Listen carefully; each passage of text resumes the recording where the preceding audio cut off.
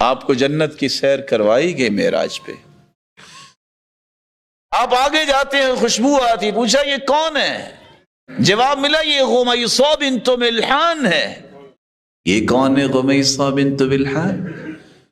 ایک بیٹا اللہ نے دیا, بیمار ہو گیا, خامد اپنے کام کاج پہ گیا ہے, بیٹا پیچھے سے فوت ہو گیا. نہ اس نے شور مچایا, نہ بین کیا, نہ آج کل کے ماحول کے مطابق ٹکریں ماری, نہ اپنا گریبان چاک کیا, نہ اپنے ہی چہرے پہ تمانچے رسید کیے. انا للہ پڑھا, غسلت ہو, کفنت ہو, حنطت ہو, خود ہی غسل دیا, خود ہی کفن دیا, خود ہی خوشبو لگائی اور گھر کے ایک زاویے کونے میں لٹا دیا. خامد آیا,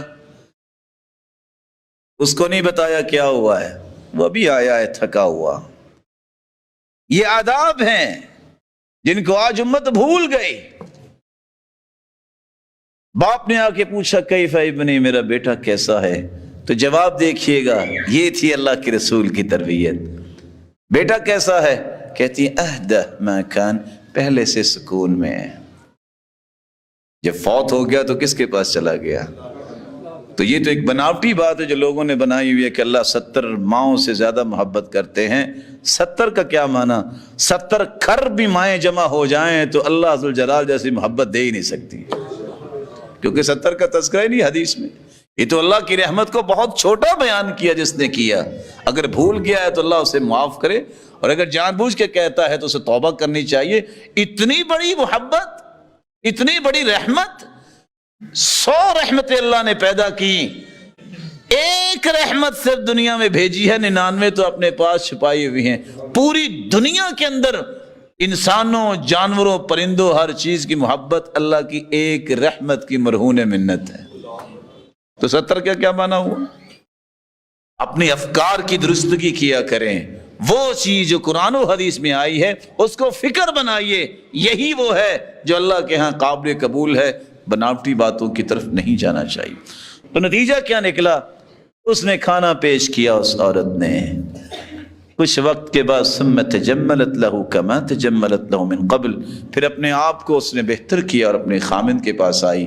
کچھ وقت گزرنے کے بعد پوچھتی ہے لو ان قوما استعاروا شيئا, اگر کسی قوم نے ادھار لیا ہو تو واپس کرنا چاہیے کہ نہیں؟ خامند نے کہا کرنا چاہیے. قال هم يمنعوا, کیا ٹھیک ہے کہ وہ کہیں کہ ہم نے واپس نہیں کرنا؟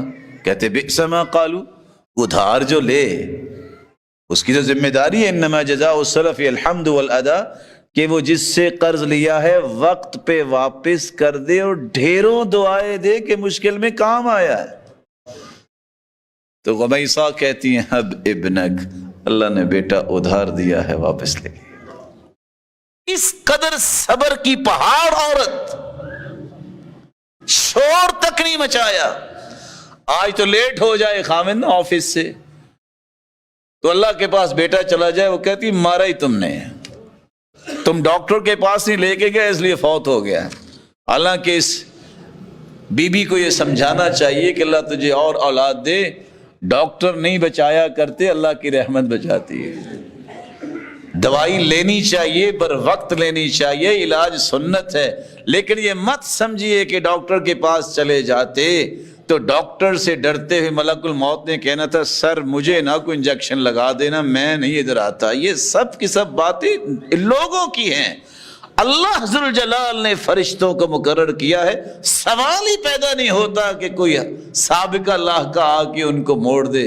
جب حکم آیا ہے کہ اللہ ذوالجلال کا ہے تو فرشتے نے اس وقت جان قبض کر لینی ہے, وہ ڈاکٹر ہی کیوں نہ ہو, مریض کی تو دور کی بات.